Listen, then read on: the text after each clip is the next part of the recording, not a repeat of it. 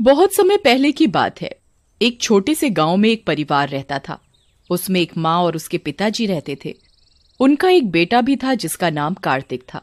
कार्तिक अपने माँ बाप का बहुत ही ध्यान रखता था। वह उनकी हर बात मानता था। वह अपने माँ बाप का हर काम करता था। वह कभी भी अपने माँ बाप की कोई भी बात नहीं टालता था। एक दिन की बात है।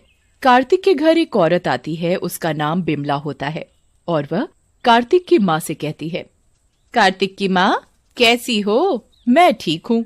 और तुम बताओ, कैसे आना हुआ?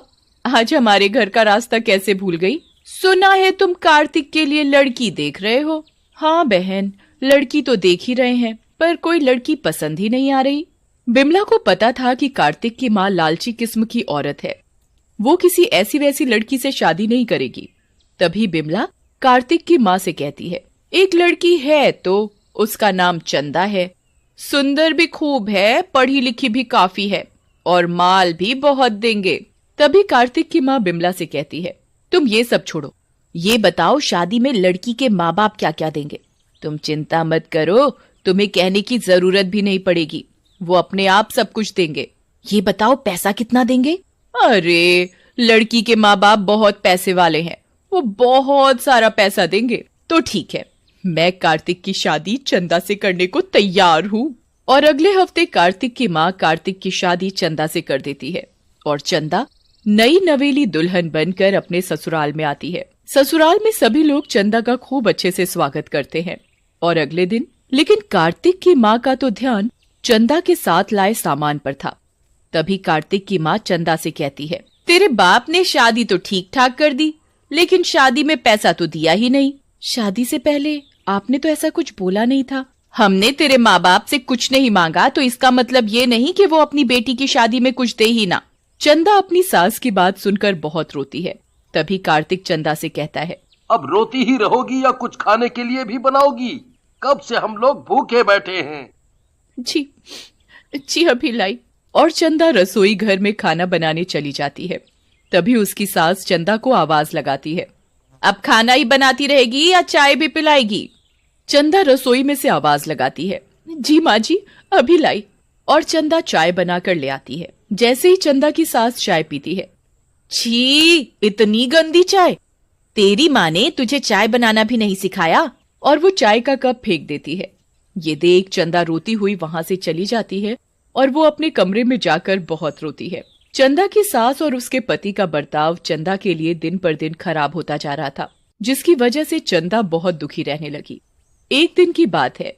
चंदा की सास चंदा से कहती है, चंदा, सुन चंदा, घर का एसी खराब हो गया है, अपने घर जाकर अपने बाप से एसी मांग कर ला। चंदा अपनी सास से कहती है, माँ जी, मैं कैसे अपने घर वालों से एसी मांग कर लाऊं? तभी कार्तिक भी चंदा से कहता है, माँ ने कह दिया ना, एसी मांग कर लाना है तो लाना है।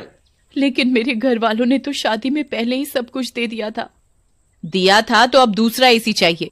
कार्तिक और अपनी सास की बात सुनकर चंदा बहुत रोती है और वो अपने घर वालों से जाकर एसी मांग कर लाती है। और चंदा की सास एसी देखकर फूली नहीं समाती और कहती है, मैंने कहा था ना, दे देंगे एसी। चंदा अपनी सास की बात सुनकर कुछ नहीं बोलती और रसोई में काम करने चली जाती है। चंदा रसोई में काम करते करते रोती रहती है। तभी कार्तिक कहता है, माँ, मैं किसी काम से बाहर जा रहा हूँ, आने में थोड़ा लेट हो जाएगा। ये कहकर कार्तिक अपने काम से बाहर चला जाता है और रात को लौटकर वो गुस्से में चंदा को आवाज लगाता है, चंदा, ओ चंदा, कहाँ मर गई?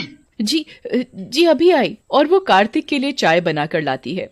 तभी कार्तिक की माँ कहती है, बेटा, आज तो तूने आने में बहुत देर कर दी। तो कार्तिक बताता है, रास्ते में मेरी बाइक खराब हो गई थी, इसीलिए लेट हो गया। बड़ी मुश्किल से घर पहुंचा हूँ, अब तो बिना बाइक के ही काम पर जाना पड़ेगा। तभी माँ कहती है, बिना बाइक के क्यों जाना पड़ेगा? ये चंदा है ना, ये लाएगी अपने घर वालों से मांगकर। तभी चंदा रसोई में खड़ी उन लोगों की बातें सुन रही होती है और तभी वो रसोई से बाहर आकर कहती है, माँ जी, मैं अब अपने घर वालों से कुछ भी मांग कर नहीं लाऊंगी। आप लोगों ने मुझसे पहले ही इतना कुछ मंगवा लिया है, अब मैं उन लोगों से कुछ भी नहीं मांग कर लाऊंगी। चंदा की बात सुनकर चंदा की सास और उसका पति उसे बहुत मारते हैं।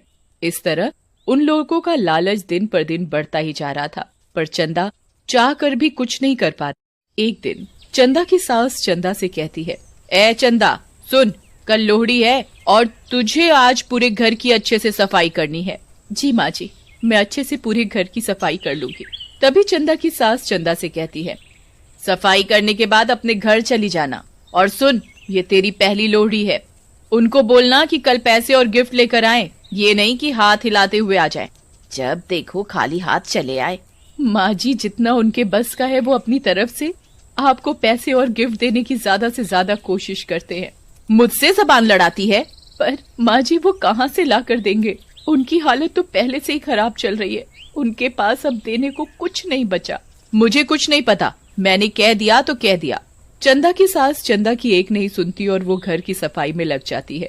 और अगले दिन सास चंदा से कहती है, आज लोहड़ी है, तूने अपने घर वालों से बोल दिया ना कि आज गिफ्ट और पैसे लेकर आने हैं। चंदा अपनी सास की बात सुनकर कुछ नहीं बोलती और शाम के समय घर के सभी लोग लोहड़ी जलाकर बैठे हुए थे। तभी चंदा के माँ बाप आते हैं और वो चंदा को खाली मिठाई ही लाकर देते हैं और फिर वो अपने घर चले जाते हैं।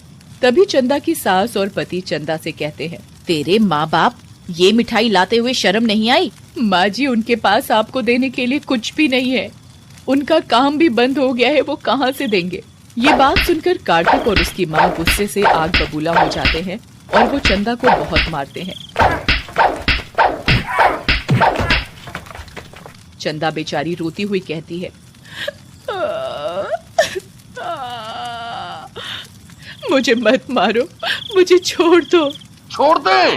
तभी कार्तिक की माँ कहती है, ये ऐसे नहीं मानेगी, इसे और मार। कार्तिक चंदा को इतना मारता है कि वो लोहड़ी की आग में गिर जाती है और चंदा के कपड़ों में आग लग जाती है और वो चिल्लाती है, कोई बचाओ, मैं जल रही हूँ, बचाओ। वो चिल्लाती रहती है पर उसे कोई नहीं बचाता और वो पूरी तरह जलकर मर जाती है और वो एक चुड़ैल बन जाती है। और रात को जब कार्तिक अपने कमरे में सोया हुआ था तो वो कार्तिक के कमरे में आती है और उसे जोर से थप्पड़ मारती है। तभी कार्तिक की आंख खुल जाती है मम्मी।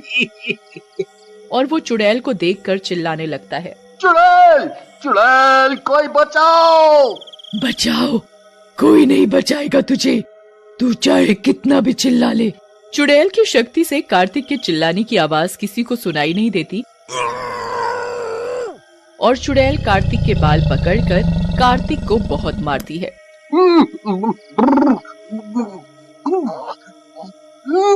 मुझे छोड़ दो, मुझे छोड़ दो। नहीं, कभी नहीं, तू भी मुझे ऐसे ही मारता था ना, मैं भी चिल्लाती रहती थी मुझे मत मारो, पर तुम लोगों को मेरे ऊपर दया नहीं आती थी। अब तुम्हें पता चलेगा दर्द क्या होता है। तभी चुड़ैल कार्तिक के पलंग में आग लगा देती है और वो चीखने लगता है, अब पता चला कैसा लगता है जलते हुए। और कार्तिक के हाथ पैर आग से बुरी तरह जल जाते हैं और वो तड़पता रह जाता है। और अगले दिन कार्तिक की माँ कार्तिक की यह हालत देखकर रोने लगती है और कार्तिक से पूछने लगती है, ये तेरी हालत कैसे हुई? पर कार्तिक इतनी बुरी तरह जल जाता है कि वो बता ही नहीं पाता कि ये सब चंदा ने किया है। और रात को कार्तिक की माँ रसोई में दूध लेने के लिए जाती है। जैसे ही वो दूध गर्म करती है तभी चुड़ैल आ जाती है और चुड़ैल को देखकर कार्तिक की माँ डर जाती है।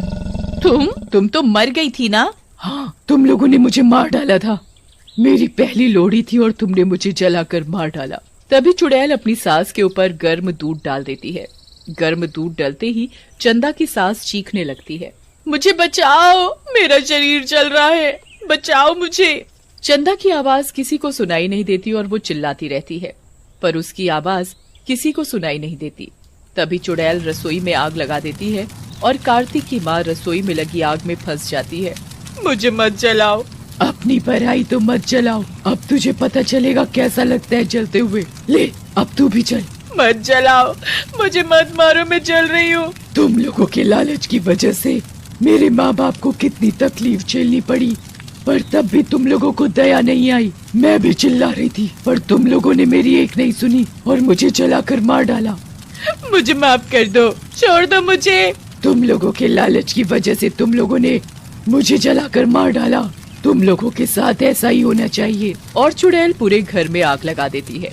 उसमें कार्तिक और उसकी माँ बुरी तरह जलकर मर जाते हैं और चंदा की आत्मा भी शांत हो जाती है और फिर वो